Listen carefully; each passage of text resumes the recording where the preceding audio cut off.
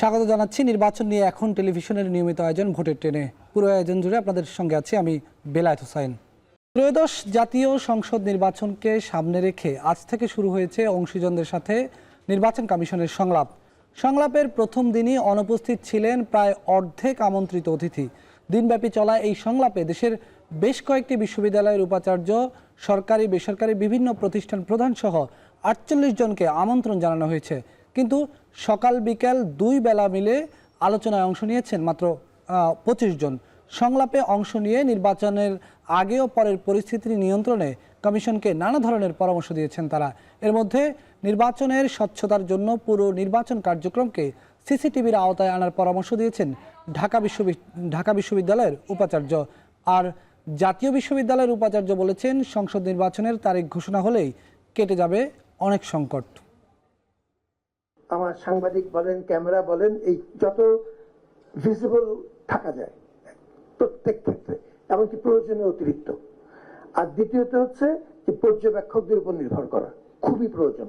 আমাকে ধরে নিতে হবে, যেটি বললাম, যে আমাকে চ্যালেঞ্জ করা হবে। মানুষের একটা কালেকটিভ গুডনেস আছে বা গুড সেন্স আছে, তারা বুঝতে পারে, দেখবে যে কোন জায়গাটা পেশাগতভাবে সঠিক হয়েছে, কোন জায়গাটা হয়নি। তো কাজে এই পেশাগত জায়গাটাতে আপনাদের, আমি বলবো যে একেবারে সোজা লাইন সিরাতুল মুস্তাকিম ধরে হাঁটতে হবে, এবং সেটা যদি করেন ইনশাল্লাহ আপনারা একটা ভালো নির্বাচন এবং কনসিকুয়েন্সিয়াল নির্বাচন উপহার দিতে পারবেন বলে আমি মনে করছি।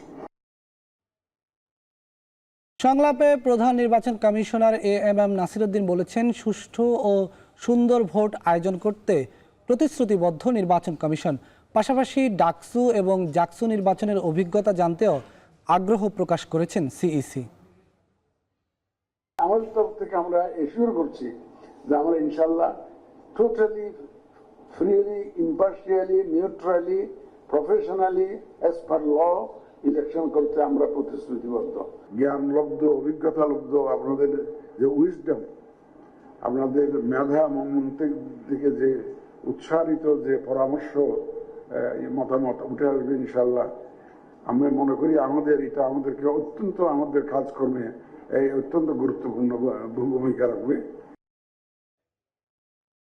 এছাড়া আজকে রাজনীতির মাঠে কথা বলেছেন বিএনপি ও জামাত ইসলামের নেতারা।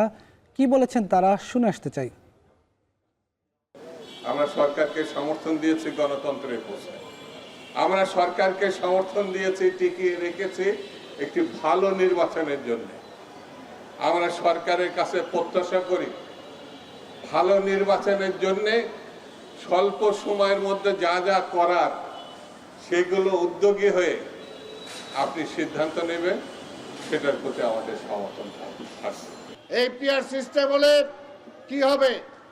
জনগণ ভোটের অধিকার হারাবে, জনগণ তার প্রতিনিধি নির্বাচন করতে পারবে না, আবার ফ্যাসিবাদের জন্ম হবে।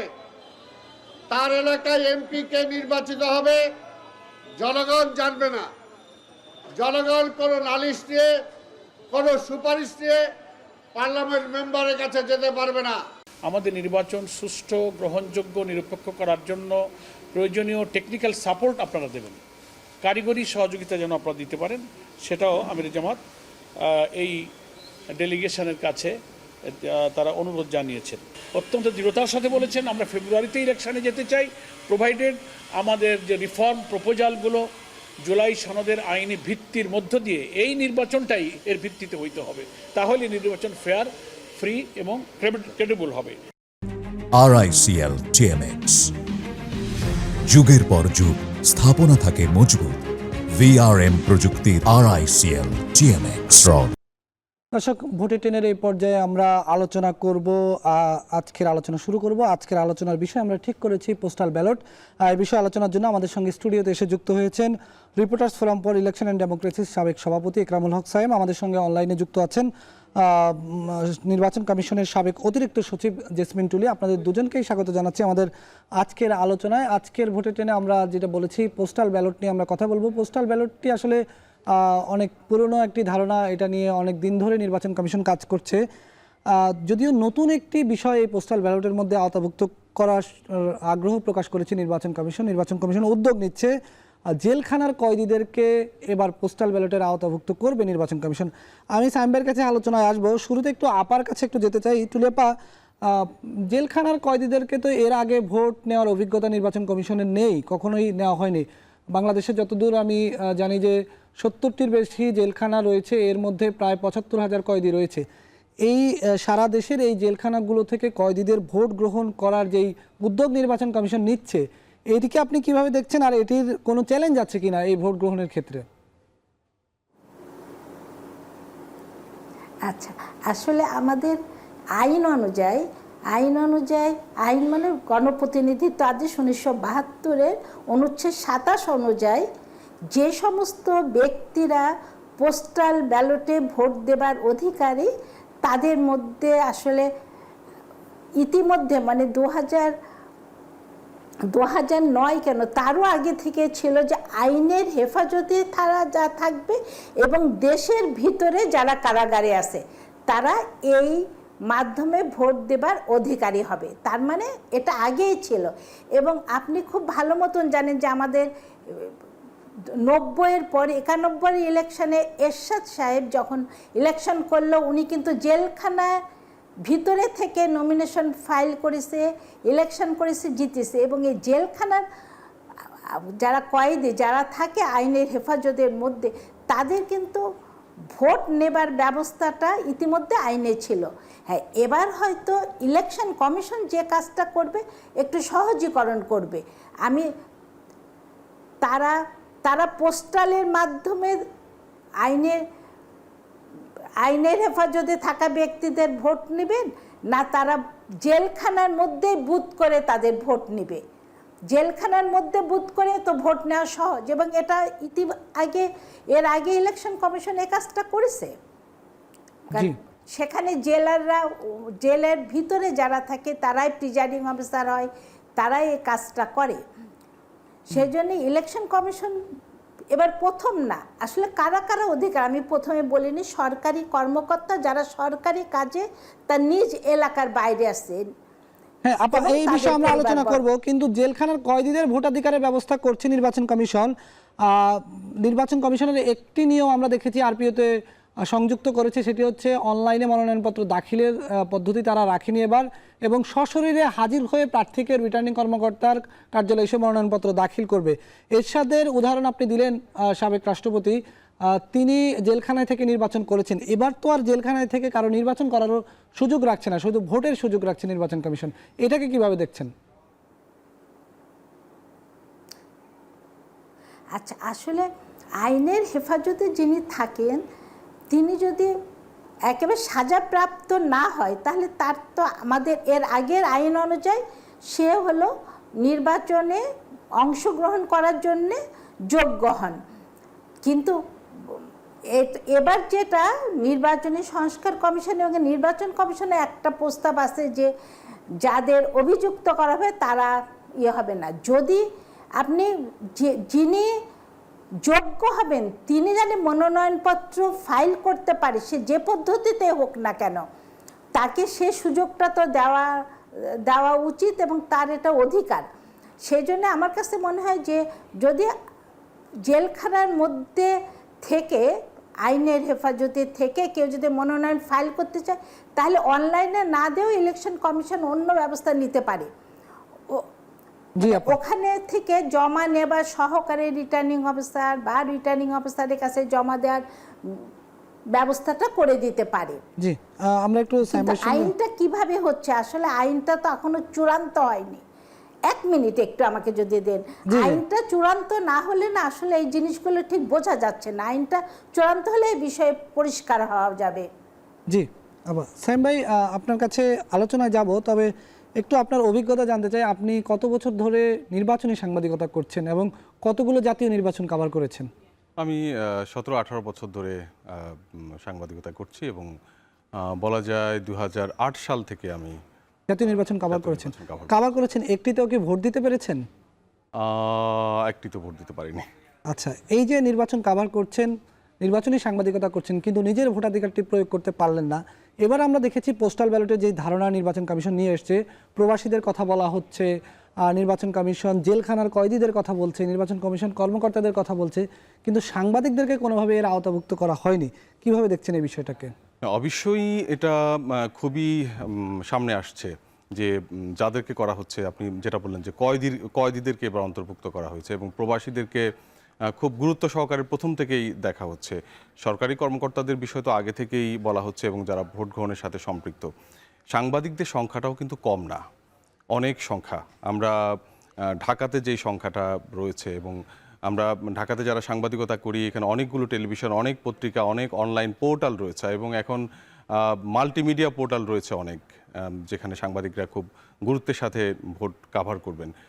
সেক্ষেত্রে তাদের অনেকে হচ্ছেন যে ঢাকার ভোটার না, তারা হয়তো এলাকার ভোটার, কিংবা সেই ঢাকার মধ্যে তো অনেকগুলো আসন, তখন আমাদের আসন ভিত্তিক ভোট কাভার করতে হয়। দেখা গেলো আমি দোহারে ভোট কাভার করছি, কিন্তু আমি মোহাম্মদপুরের ভোটার, মোহাম্মদপুরে এসে ভোট দেওয়ার আমার সুযোগ তৈরি হচ্ছে না, ঢাকার বাইরে তো নাই। তো সেক্ষেত্রে এটা খুব যৌক্তিক দাবি যে এখানে আসলে সাংবাদিকদেরকে অন্তর্ভুক্ত করার দরকার ছিল এবং প্রধান নির্বাচন কমিশনার বলেছেনও যে এই বিষয়টা আসলে বিবেচনায় আছে, এটি এখনো বিবেচনা করার সুযোগও আছে।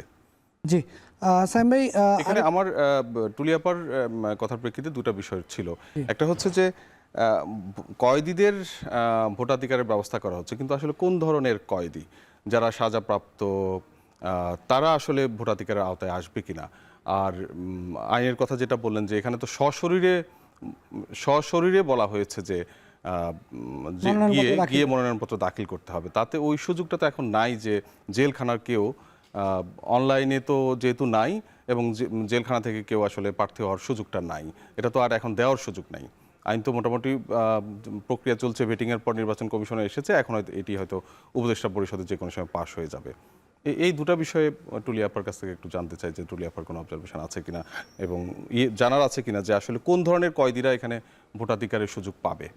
জি আপা, একটু যদি আপনি অনেকগুলো নির্বাচন পরিচালনা করেছেন, আপনার একটা বিস্তর অভিজ্ঞতা আছে নির্বাচন পরিচালনার ক্ষেত্রে, সাইম ভাই যে প্রশ্নটা আপনার কাছে করেছে যে কোন ধরনের কয়েদিরা আসলে ভোটাধিকার প্রয়োগ করতে পারবেন এবং প্রার্থীদের যারা কোন ধরনের সাজাপ্রাপ্ত ব্যক্তিরা, কোন ধরনের আইনি হেফাজতে থাকা ব্যক্তিরা প্রার্থী হওয়ার তাদের সাংবিধানিক অধিকার রয়েছে, কিন্তু যেহেতু এবার সশরীরে হাজির হতে হবে সেই ধরনের সুযোগ আসলে সেই অর্থে নেই, বিকল্প কোনো সুযোগ আছে কিনা আইনে? জি আপা। আচ্ছা, বর্তমানে ইলেকশন কমিশন বলেছে যে অনলাইনে মনোনয়নপত্র দাখিল করতে হবে। হবে না, পারবে না, এটা আগে ছিল। অনলাইনে মনোনয়নপত্র দাখিল করার নিয়মটা নাই, স্থগিত করেছে না, এটার বিধান নাই। হ্যাঁ, করতে পারবে না, অনলাইনে দাখিল করতে পারবে না।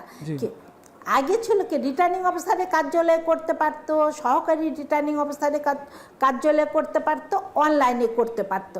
এতগুলো এভিনিউ খোলা ছিল একজন ব্যক্তির জন্য মনোনয়ন ফাইলের ক্ষেত্রে।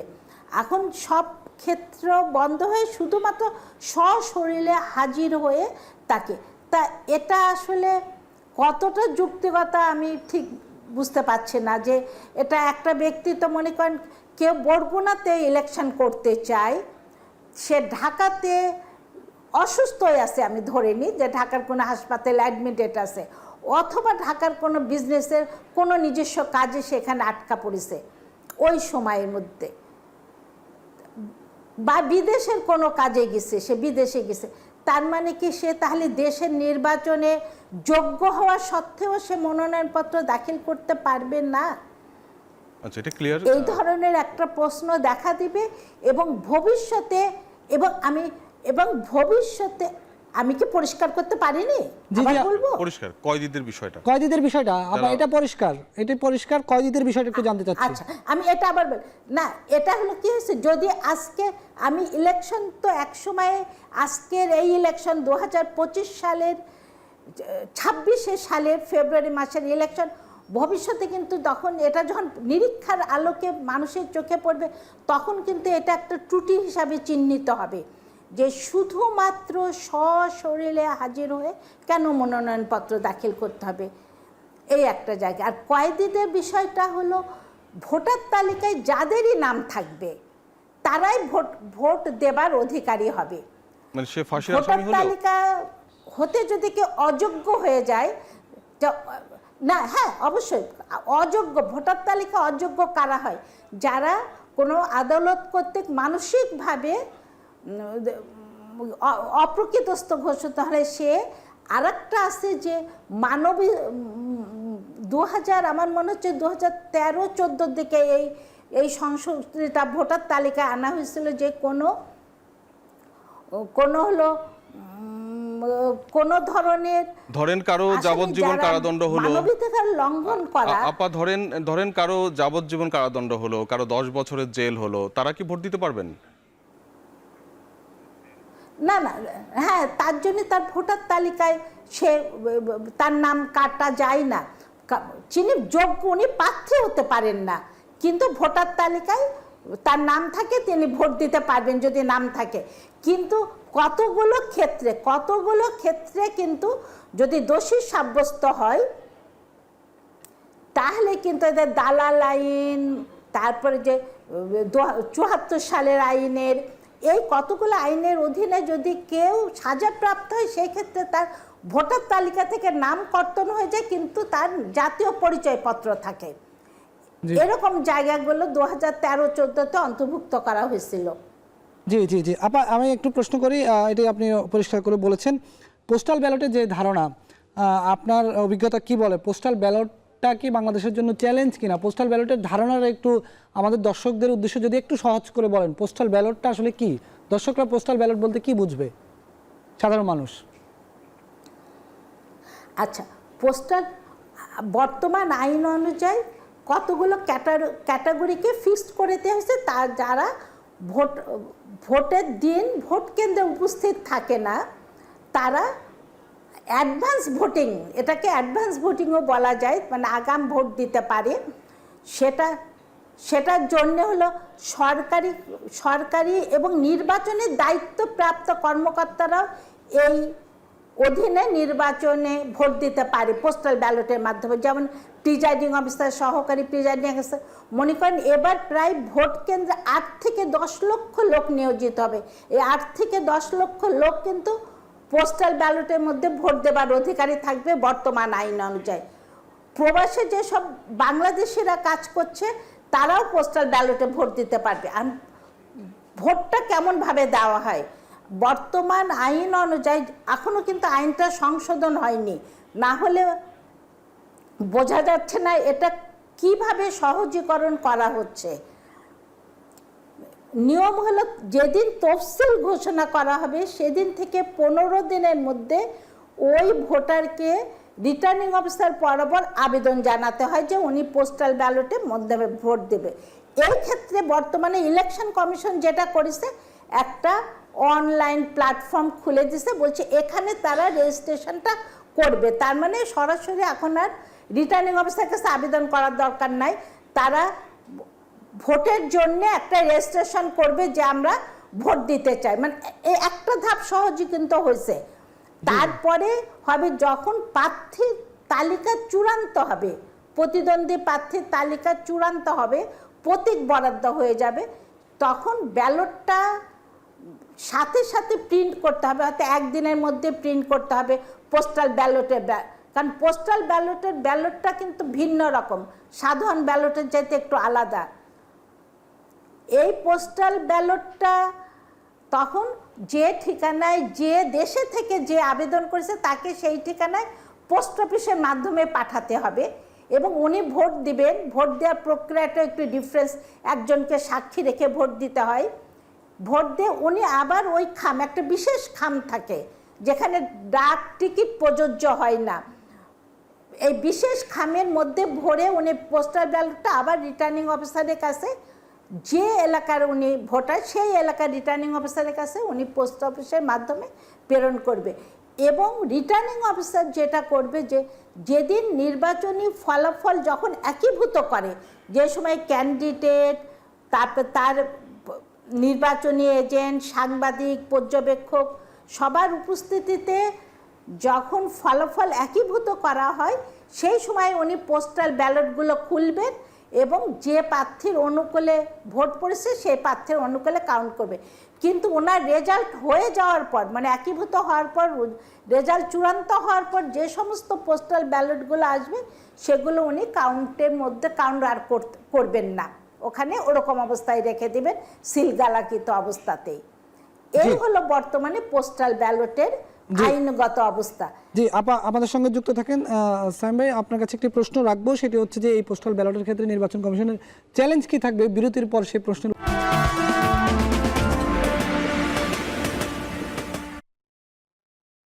স্বাগত আরেকবার। দেখছেন ভোটের ট্রেন। আমরা আলোচনা করছিলাম পোস্টাল ব্যালট নিয়ে। পোস্টাল ব্যালট নিয়ে আমরা আলোচনায় আবারও যুক্ত হব, তবে যাদেরকে নিয়ে পোস্টাল ব্যালটের এই আয়োজন, উল্লেখযোগ্য আয়োজন যাদেরকে নিয়ে, সেটি হচ্ছে প্রবাসীরা। প্রবাসীদের এই বিষয়ে আমরা এর আগেও ভাবনার কথা শুনেছিলাম। তারা তাদের ভোটাধিকারের প্রার্থনা তারা করেছিলেন নির্বাচন কমিশনের কাছে। আর এবার যখন নির্বাচন কমিশন তাদেরকে নিয়ে একটি যৌক্তিক উদ্যোগের দিকে এগিয়ে যাচ্ছে, তারা কি ভাবছেন এই বিষয়ে? মালয়েশিয়া থেকে আমাদের সহকর্মী শাহরিয়ার তারিক কথা বলেছেন প্রবাসীদের সঙ্গে। ভোটের ট্রেনে মালয়েশিয়া থেকে যুক্ত হচ্ছি আমি, শাহরিয়ার তারেক। প্রবাসীদের ভোটাধিকার নিয়ে অতীতে নানা প্রতিশ্রুতি ও আশ্বাস এলেও অবশেষে ভোট দানের সুযোগ পাচ্ছেন প্রবাসীরা। ত্রয়োদশ জাতীয় নির্বাচনে পোস্টাল ব্যালটের মাধ্যমে প্রবাসীরা ভোট দিতে পারবেন বলে সিদ্ধান্ত নিয়েছে নির্বাচন কমিশন। নির্বাচন কমিশনের এই সিদ্ধান্তকে কিভাবে মূল্যায়ন করছেন মালয়েশিয়া প্রবাসীরা, শুনবো তাদের মুখ থেকে। নতুন করে নির্বাচন কমিশনার একটা উদ্যোগ নিচ্ছে যে প্রবাস থেকে আমরা ভোট দিতে পারবো। ধন্যবাদ আমাদের বাংলাদেশ সরকার, ডক্টর ইউনূসকে। সবচেয়ে ভালো হতো যদি হাই কমিশনের ভিতরে এরকম একটা বুথ থাকতো, সব সিস্টেম একই থাকতো, জাস্ট যেভাবে ওরা বলছে হাই কমিশন সেভাবেই হতো। বাট ওই ব্যালটটা আমরা পোস্টাল অফিসে না দিয়ে যদি আমরা হাই কমিশনে জমা দিতে পারতাম হয়তো বা আরেকটু সহজ হতো, কারণ আমি জানি ম্যাক্সিমাম প্রবাসী অনেকেই বুঝে না যে এগুলো আসলে কিভাবে করতে হয়। বাংলাদেশের রাজনীতিবিদদের কাছে আমাদের এটা আবেদন থাকবে যে প্রতিবারই যেন আমরা এই ভোটাধিকার প্রয়োগ করতে পারি এবং দেশের প্রবাসীদের যেগুলো সমস্যা সেগুলো সমাধানে তারা কাজ করবেন, এটাই আমাদের প্রত্যাশা। আমরা আমাদের ভোটের অধিকার ফিরে পেয়ে আমরা যে বাংলাদেশের সঠিক নাগরিক এবং আমাদের যে অধিকার পাওয়ার কথা ছিল সেটাকে পরিপূর্ণ রূপ নিয়েছে এবং সমস্ত 1,34,00,000 মানুষই তাদের আশা আকাঙ্ক্ষার যে জায়গাটা, সেই জায়গাটা ফিরে পেয়েছে বলে আমি মনে করি।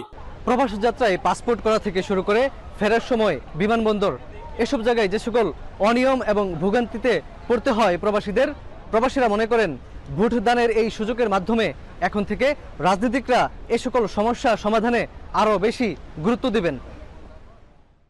আমরা শুনছিলাম পোস্টাল ব্যালট নিয়ে প্রবাসীদের প্রতিক্রিয়া। আলোচনায় যাব।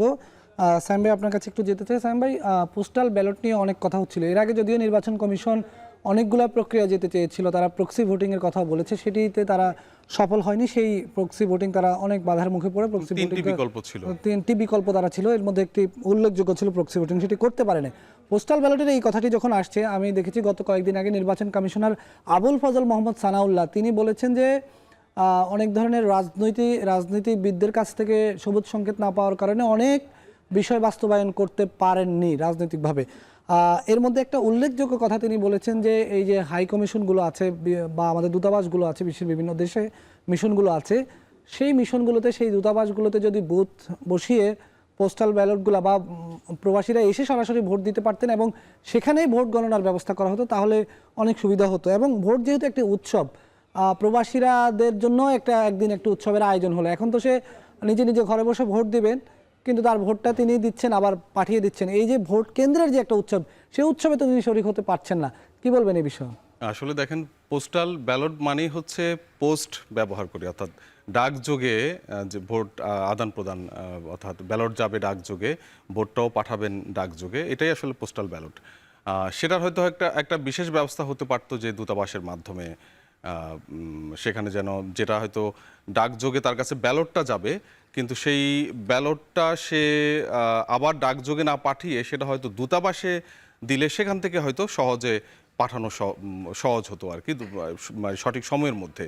কারণ সে ডাকযোগে আবার আরেক জায়গায় গিয়ে সেটা পাঠাবে, একটা হলো তার কাছে প্রথমে যাবে, পরে আবার সে কোনো এক দেশের কোনো এক জায়গার ডাকে গিয়ে সে ব্যালটটা দিবে, সেটা আবার নির্দিষ্ট সময়ের মধ্যে রিটার্নিং কর্মকর্তার কাছে আসবে, রিটার্নিং কর্মকর্তা থেকে সেটা আবার নির্দিষ্ট কেন্দ্রে যাবে, এটা একটা সময়ের ব্যাপার। সেক্ষেত্রে দূতাবাসে অন্ততপক্ষে যদি ব্যালটটা যাওয়ার ব্যবস্থা থাকতো, ব্যালটটা যাওয়া বলতে ব্যালটটা ভোটার ভোট দিয়ে ব্যালটটা ওখানে দিয়ে আসতে পারতো, সেটা একটা ভালো মাধ্যম হতে পারতো। কিন্তু দূতাবাসে একেবারে ভোট কেন্দ্র করে ভোট দেওয়ার ব্যবস্থা হয়তো এই আইনে করা যাবে না। পোস্টাল ব্যালটের যে ধারণা তাতে আসলে এটা যায় না। অন্ততপক্ষে তারা ডাকযোগে যেটা কোনো একটা ডাকে পাঠাতো সেটা হয়তো দূতাবাসে গিয়ে দিতে পারতো, তাহলে তাদের জন্য এটা সহজ হতো। আর এখনকার যেই বিষয়টা, এটা আসলে ডিজিটাল পোস্টাল ব্যালট বলা হচ্ছে। আপনি জানেন যে এখানে একটা অ্যাপ উদ্বোধন করা হবে, একটা অ্যাপের কাজ চলছে, যেটা নভেম্বরে উদ্বোধন করা হবে এবং সেই অ্যাপে রেজিস্ট্রেশন করতে হবে। তফসিল ঘোষণার পরপরই সেটা রেজিস্ট্রেশন করবে এবং তারা ভোট দেওয়ার জন্য আবেদন করবে। তাদের কাছে তারা সেই অ্যাপেই এক ধরনের আবেদন করবে, আবেদন করার পরে তাদের কাছে ব্যালটটা চলে যাবে ডাকে যাওয়ার পর সেখানে একটা বারকোড থাকবে, সেই বারকোডটা তারা স্ক্যান করবে। স্ক্যান করার পরে নির্বাচন কমিশন বুঝতে পারবে যে এই ভোটারের কাছে তার ব্যালটটা গেছে। এরপরে এখানে কিছু জটিলতা আছে, যেমন তার কাছে যে ব্যালটটা যাবে সেখানে নিবন্ধিত যেই প্রতীকগুলো, সব প্রতীক সম্বলিত একটা ব্যালট যাবে। এখনো পর্যন্ত নির্বাচন কমিশনের পোস্টাল ব্যালটের যে প্রক্রিয়া চলছে তাতে তারা প্রার্থী, কারণ আপনি জানেন যে প্রতীক বরাদ্দ হয়। আমি আপনার কাছে আসবো, আবার একটু আপার কাছে যেতে চাই। আপা, পোস্টাল ব্যালট নিয়ে নির্বাচন কমিশনের তো অভিজ্ঞতা একেবারেই নেই, আর এই নির্বাচন কমিশনের নির্বাচন করার অভিজ্ঞতা নেই। সেই জায়গায় এই যে এত বড় একটা উদ্যোগ নিচ্ছে, একদিকে 10 লাখ নির্বাচনে দায়িত্ব পালনরত কর্মকর্তা রয়েছেন, নির্বাচনী দায়িত্ব পালন যারা করবেন তারা রয়েছেন, সাংবাদিকদের কথা আছে, আইনশৃঙ্খলা বাহিনীর সদস্যদের পোস্টাল ব্যালটের কথা আছে, আরেকদিকে বিশ্বের বিভিন্ন দেশে ছড়িয়ে ছিটিয়ে থাকা বাংলাদেশের প্রায় 2 কোটি প্রবাসী আছেন। এই সব কিছুকে একীভূত করে এবার যে পোস্টাল ব্যালটে ভোট গ্রহণ নির্বাচন কমিশন নিবে, এটিতে কি কি চ্যালেঞ্জ দেখছেন আপনি?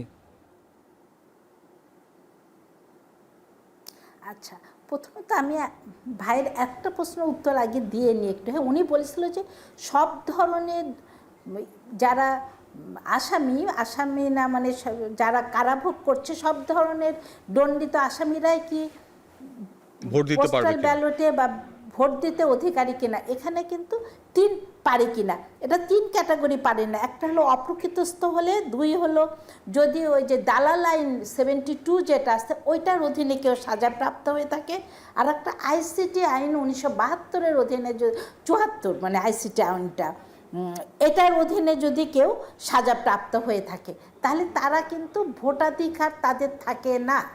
তাদের ভোটার তালিকা থেকে তাদের নাম কর্তন করা হয়ে যায়, শুধু তাদের ন্যাশনাল আইডি কার্ড থাকে।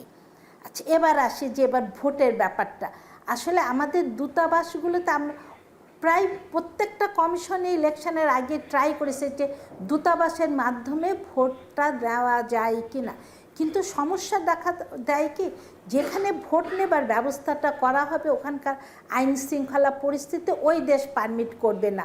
কারণ আমাদের দেশে পলিটিক্যাল অবস্থাটা খুবই খারাপ, এক দল আর এক দলের পাশে ধাওয়া পাল্টা ধাওয়া, এবং ভোটের দিন যে তারা এটা হবে না এ নিশ্চয়তাটা আসলে ওখানকার দূতাবাসটা ওই দায়িত্বটা নিতে চায় না, মানে ওই বিশৃঙ্খলার জন্য। এই একটা কারণ।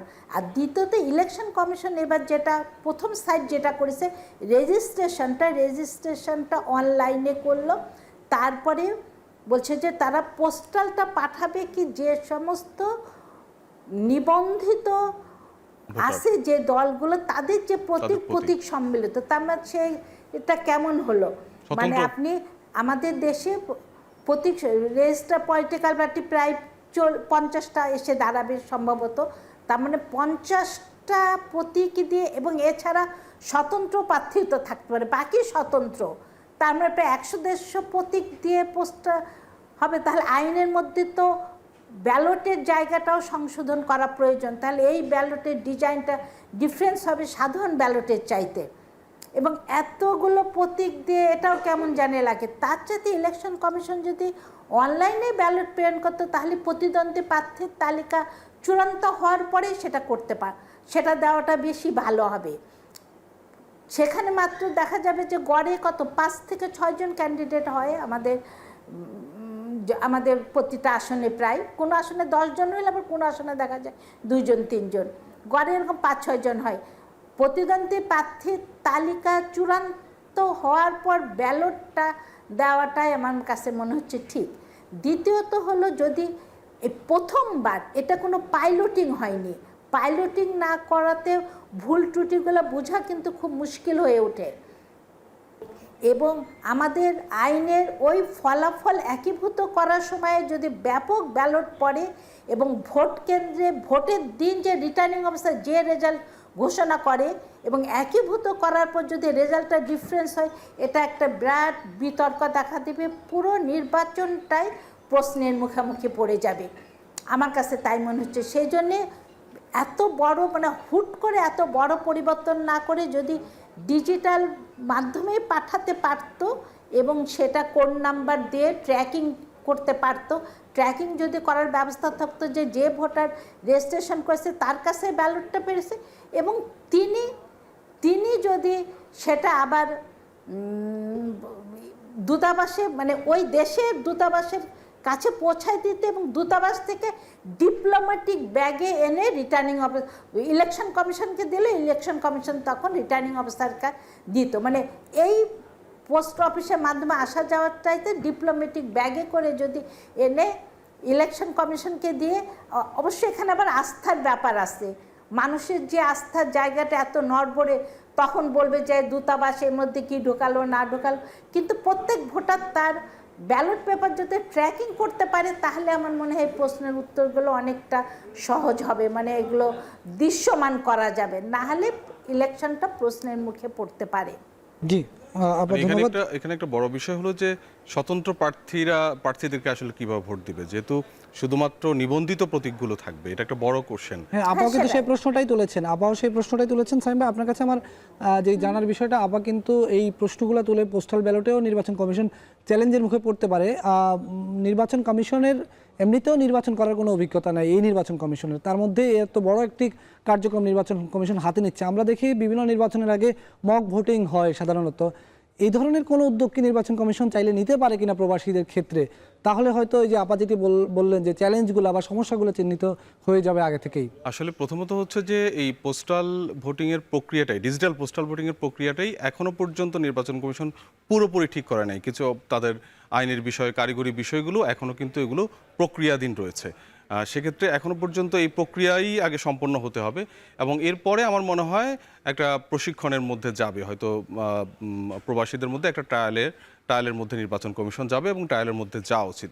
এটা আসলেই খুব চ্যালেঞ্জ। আপনি জানেন যে ভারতে 4 কোটি প্রবাসী ভোটার আছে, সেখানে তাদের এই পোস্টাল ব্যালটের প্রক্রিয়া আছে, কিন্তু সেখানে গত নির্বাচনে মাত্র 1.5 লাখেরও কম এই পোস্টাল ব্যালটে ভোট দিয়েছে।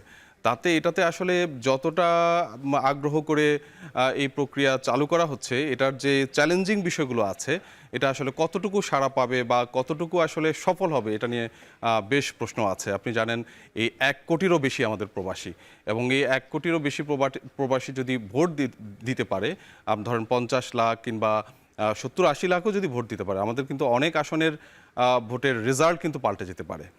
সেক্ষেত্রে এটা যথাযথভাবে সম্পন্ন করা খুবই গুরুত্বপূর্ণ বিষয়, এবং এখন থেকেই কোন কোন বিষয়গুলোতে আসলে ফাঁকফোকর আছে এগুলোকে নির্বাচন কমিশন আইডেন্টিফাই করতে হবে, এবং সেগুলো ঠিক করেই এই প্রক্রিয়াটাকে হাতে নিতে হবে। জি, আবার নির্বাচনের খরচের বিষয় একটু আসবো। আমরা যতদূর নির্বাচন কমিশন থেকে জানলাম যে পোস্টাল ব্যালটে যদি ভোট গ্রহণ করতে হয়, নির্বাচন কমিশনের একটি ব্যালটের পেছনে 700 টাকার মতো করে খরচ পড়তে পারে, এই একটি ধারণা নির্বাচন কমিশনের পক্ষ থেকে করা হচ্ছে। সব মিলিয়ে একটি টাকা পয়সারও ব্যাপার আছে। আবার এই যে এত বিশাল কর্মযোগ্য, ভারতের উদাহরণ দিলেন সাইম ভাই। আমি এর আগের প্রবাসীদের ভোটাধিকার নিয়ে যখন আমি কথা বলছিলাম আরেকটি পর্বে, সেখানে আমি দেখিয়েছিলাম যে অনেকগুলো দেশেই কিন্তু পোস্টাল ব্যালটে সফল হয়নি। কয়েকটি দেশ সফল হয়েছে, এর মধ্যে রাশিয়া হয়তো সফল হয়েছে, কয়েকটি দেশ সফল হয়েছে। ভারত সহ অনেকগুলো দেশে কিন্তু পোস্টাল ব্যালটে ব্যর্থ হয়েছে, তারা পুরোপুরি ভোটগুলো নিয়ে আসতে পারেনি। নির্বাচন এখন পর্যন্ত আমাদের দেশে প্রবাসীদের জাতীয় পরিচয়পত্রটাই নিশ্চিত করা যায়নি ভালোভাবে। অনেকের পাসপোর্ট জটিলতায় অনেকে পড়ে আছেন। সেই জায়গায় এই প্রবাসীদের যেই বিষয়টা, এটিকে কিভাবে নিশ্চিত করা যাবে? এটি মনে হচ্ছে না যে এটি একটি বড় উদ্যোগ নিয়ে না ব্যর্থতার মুখে পড়ে যেতে পারে নির্বাচন কমিশন?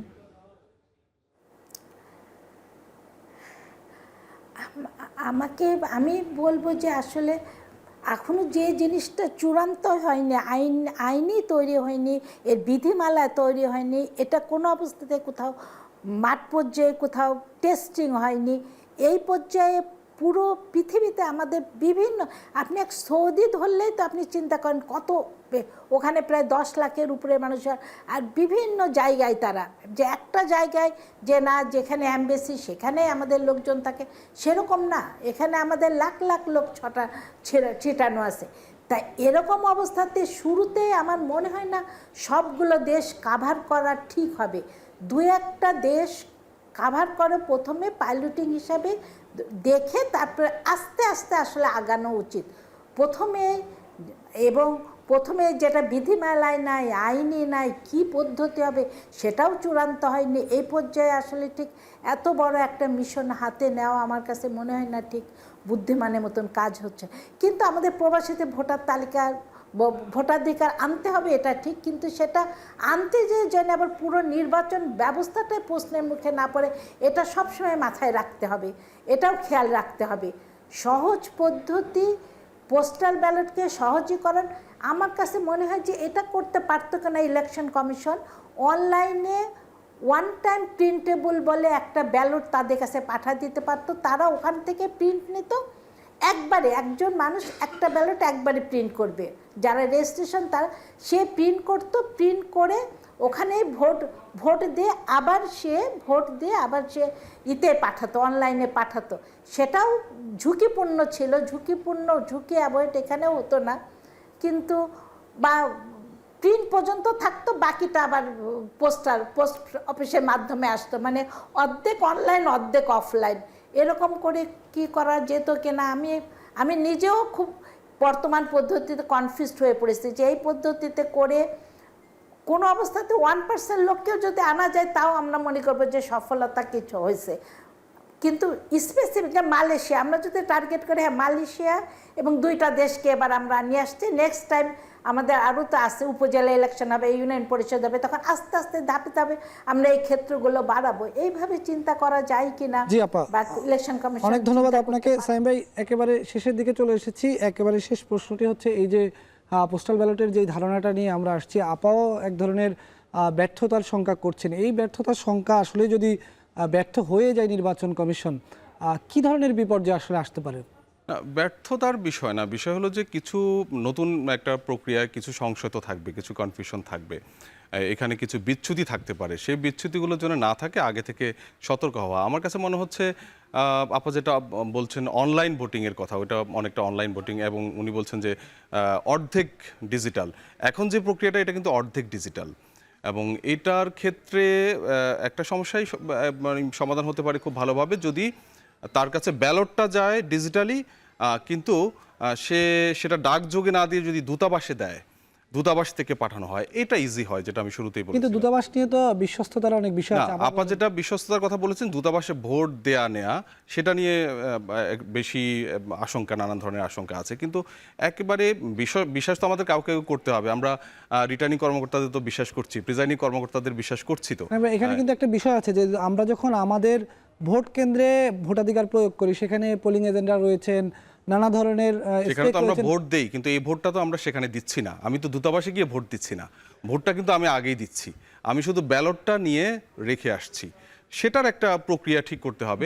এখানে আমার কাছে পজিটিভ সবচেয়ে মনে হচ্ছে যে প্রবাসীরা এখানে যতটুকু আসুক না আসুক, এবং এখন একটা প্রক্রিয়া শুরু করলে এই প্রক্রিয়ার হয়তো কিছু ভুল ত্রুটি বিচ্যুতি থাকলে এগুলো পরবর্তীতে কারেকশন হবে। কিন্তু একটা বড় বিষয় হচ্ছে যেন টোটালি ভোটটা প্রশ্নবিদ্ধ না হয়। কিন্তু পজিটিভ একটা বিষয় হচ্ছে যে যারা দেশের মধ্যে নির্বাচনী দায়িত্বে আছে, সরকারি কর্মকর্তারা এবং সাংবাদিকদেরকেও যদি এটা অন্তর্ভুক্ত করা হয়, তাহলে এখানে কিন্তু বড় একটা সংখ্যক ভোটার এই ডিজিটাল ভোটাধিকার প্রয়োগ করতে পারবে। অনেক ধন্যবাদ জানাচ্ছি নির্বাচন কমিশনের সাবেক অতিরিক্ত সচিব জেসমিন টুলিকে, একই সঙ্গে সাইম ভাইকেও ধন্যবাদ জানাচ্ছি আমাদের সঙ্গে আজকের আলোচনায় যোগ দেওয়ার জন্য। দর্শক, এই ছিল আমাদের আজকের আলোচনা। আমরা এই পর্যায়ে নিচ্ছি আরেকটি বিরতির পর ফিরে এসে আমরা যুক্ত হব তৃণমূলের আলোচনায়।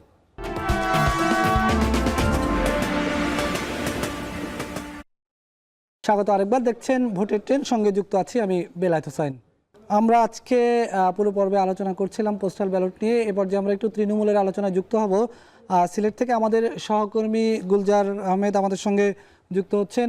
গুলজার, আপনার কাছে একটু জানতে চাই, আপনার সঙ্গে নিশ্চয়ই একজন সাংবাদিক, একজন শিক্ষক আছেন, তাদের সঙ্গে একটু আলোচনা করবেন, তাদের ভাবনাগুলো একটু জানতে চাই। এবার পোস্টাল ব্যালটের ধারণা নিয়ে আসছে নির্বাচন কমিশন, পোস্টাল ব্যালটের মাধ্যমে তারাও তাদের ভোটাধিকার প্রয়োগ করতে পারবে। সাংবাদিকদের ক্ষেত্রেও যে বিষয়টি যে তারা নির্বাচনের দায়িত্ব পালন করেন, আবার শিক্ষক যিনি আছেন আপনার সঙ্গে তিনিও অনেক সময় শিক্ষকরা, বেশিরভাগ শিক্ষকরাই পোলিং অফিসার, প্রিজাইডিং অফিসারের দায়িত্ব পালন করতে হয়। এই বিষয়গুলো নিয়ে তাদের একটু আলোচনা বা তাদের ভাবনাটা একটু জানতে চাই। অসংখ্য ধন্যবাদ। আসলে আপনি জানেন যে কোনো নির্বাচনে বিশাল একটা জনগোষ্ঠী অর্থাৎ সচেতন সমাজের ভোটার যারা আছেন তারা নির্বাচনী দায়িত্বে নানান কাজে আসলে থাকেন। সেক্ষেত্রে দেখা যাচ্ছে কাজের ব্যস্ততার কারণে হোক কিংবা দূরত্বের কারণে হোক কিংবা সময়ের অভাবে হোক, তারা কিন্তু নিজের ভোট দেওয়া থেকে অনেকটা বিরত থাকেন। তো এই ভোটগুলো জাতীয় নির্বাচনে আসলে প্রার্থী নির্বাচনের ক্ষেত্রে বড় একটা ভূমিকা পালন করে। তো সার্বিক বিষয় আসলে কথা বলার জন্য যেহেতু আমরা পেশাজীবী মানুষদের মধ্যে দুইজনকে নিয়ে আসছি, এর মধ্যে প্রণব কান্তি দেব, তিনি সিলেট ইন্টারন্যাশনাল ইউনিভার্সিটির সহকারী অধ্যাপক সাথে আছেন। আমরা সরাসরি প্রথমে তার কাছে আসলে জানতে চাইব, দাদা যদি একটু বলেন, এই যে পোস্টাল ব্যালট যে প্রসঙ্গটা আসছে, বিগত নির্বাচনে আমরা দেখেছি এটি আসলে প্রযোজ্য ছিল না। নতুন করে যখন নির্বাচন আগাচ্ছে তখন নতুন নতুন ধারণা বা নতুন নতুন আইডিওলজি দাঁড়াচ্ছে। এই ক্ষেত্রে পোস্টাল ব্যালটটা আসলে কতটুকু মানে উপযোগী এই সময়ের জন্য, এবং এটা করতে গিয়ে কোনো ধরনের চ্যালেঞ্জ আছে কিনা?